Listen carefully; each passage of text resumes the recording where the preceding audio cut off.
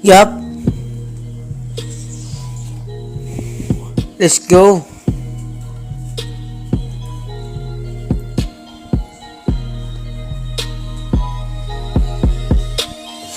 Mga kabataan, mga kabataan, mga kabataan, mga kabataan, mga kabataan, mga kabataan. Hindi mo lang ito lagi nalalaman. Sabi ko naman sa iyo dati, ikay magbago kasalanan.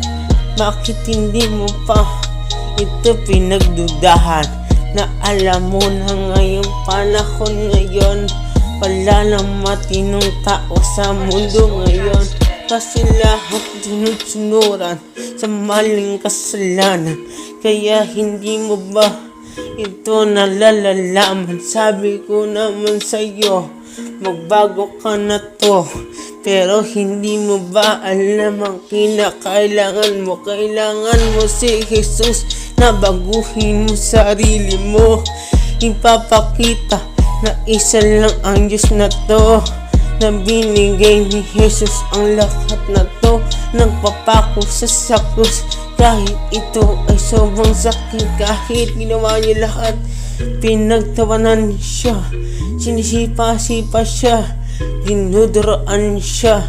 Pero dahil mahal ka niya, hindi intindihin, ginawa niya yun sa krus para sa'yo ay dadalhin. Kaya ngayon anak, magbago ka sa kasalanan. Baguhin mo sarili mo. Iyong nalalaman na mahal ka niya, ibigay sa kanya ang buhay mo, sundin na utos niya. Diba? Sabi ko naman sa'yo, dati ako ay malala, binago lang ako ng Panginoong Jesucristo. Sabi ko naman sa'yo, ako ay nagbago, pinako sa krus, tinubos lahat ng kasalanan nyo. Kaya diba, dati buhay sira-sira, ngayon naging buo dahil mahal ka niya. Diba, mahalin mo rin siya. Yun ang kailangan mo upang ipakita sa mundo kinakailangan mo, upang madama ng Diyos na siya lang ang dapat minahal natin, walang iba. Salamat sa taas. Natututo ako kung bakit ngayon ang prinsipyo mababa na ang gusto ko. Kaya salamat Panginoong Jesucristo, binigyan mo ako mangaral sa ibang kabataan ngayon.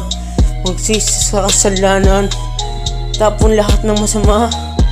Sabi ko naman sa'yo, lahat ay ligaya, basta't itanim lang sa utak natin na sinakripisyo buhay ay nakataya ni Jesucristo.